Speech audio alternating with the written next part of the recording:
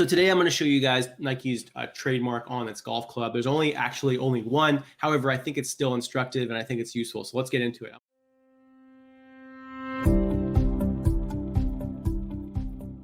I'm going to show you guys how you guys can do this. So if you guys are interested in doing research on particular companies, you'll be able to use the content in this video to also do research for those other companies that you're interested in. So the first thing that you're going to want to do is you're going to want to go to tsdr.uspto.gov.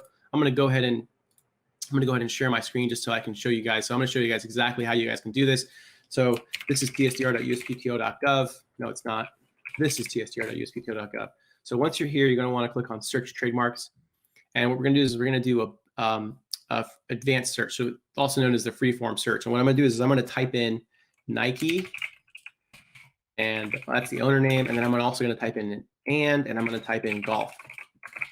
Now, this is going to be a relatively short episode. GS stands for goods and services. OW stands for owner. Now, if you guys are watching this video and you're like, wait, Amir, how am I supposed to remember what those codes are? Don't worry, just scroll down. If you scroll down, you'll see that this has a description of what these codes are. So GS stands for goods and services and OW stands for owner. Now, one thing I'll point out, if you guys actually want examples of these searches, all you can need to do is click on them and it'll take you to another page that will actually explain more detail around that particular search query.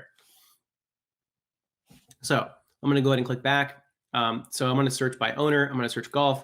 And I'm going to hit submit query. Now, I'm also going to click on image list because I want to be able to quickly identify the 3D configuration mark, because there's only one and it's on a golf club. And here it is right here. Okay.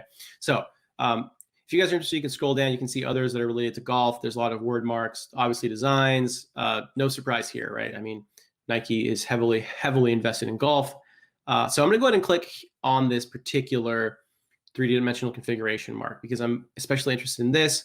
I think it's a really interesting mark because remember, they're actually protecting the color yellow that appears on the sole of the golf club, right? So golf club that has the sole, this yellow design on the sole of it is covered by Nike's trademark. I can zoom in a little bit better, so you guys can see. I wish I could make it bigger.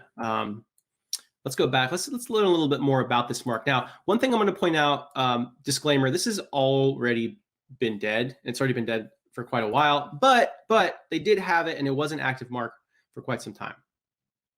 So for whatever reason, I mean, this indicates that they did not file an acceptable declaration or Section 8. This means that they basically didn't renew it.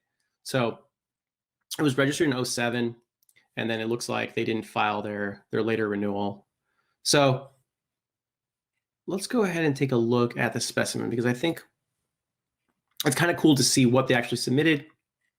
Now, if you click on specimen, so it was filed as a 1A, and there you have it. So this is the actual golf club. Just out of curiosity, let's see if we can find any evidence of this still being, probably not, but let's just do a quick search. So if we do a search, we can try to do a search for SQ Nike Golf Club yellow. See if we can find it. There you have it right there. So there's the SQ. Nike Sasquatch Sumo. Again, not necessarily sure. Looks like you can buy them used, but this is the actual product that's covered by this mark here. So pretty neat, pretty cool. And again, it's what they were protecting with this mark was the actual yellow. So the goods, so the golf clubs under class 28, but the actual mark is the color yellow that appears on the sole of the golf club. That's golf club head opposite the club face.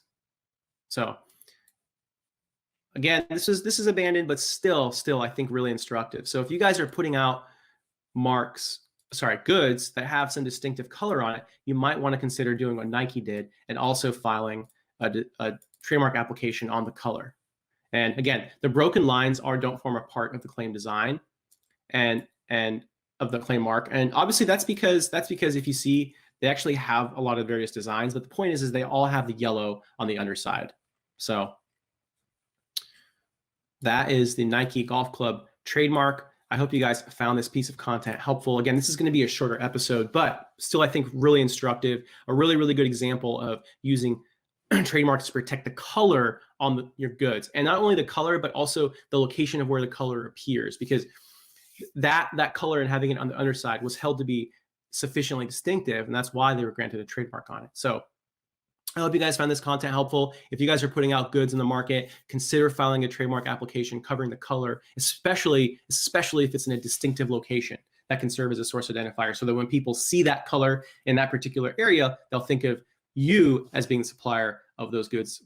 So hope you guys found this helpful. If you guys have questions about intellectual property, please email them to victoria@adibiip.com. Would love to have your suggestions, your feedback, your comments, your questions. We want to create as much invaluable content for you guys as we possibly can. Also, please consider joining our text community, 415-943-5193, 415-943-5193. Text that number, join our text community. You'll get direct access to me. You can send me your questions, your suggestions, your comments, your feedback. Would love to hear from you guys. Thank you so much for watching.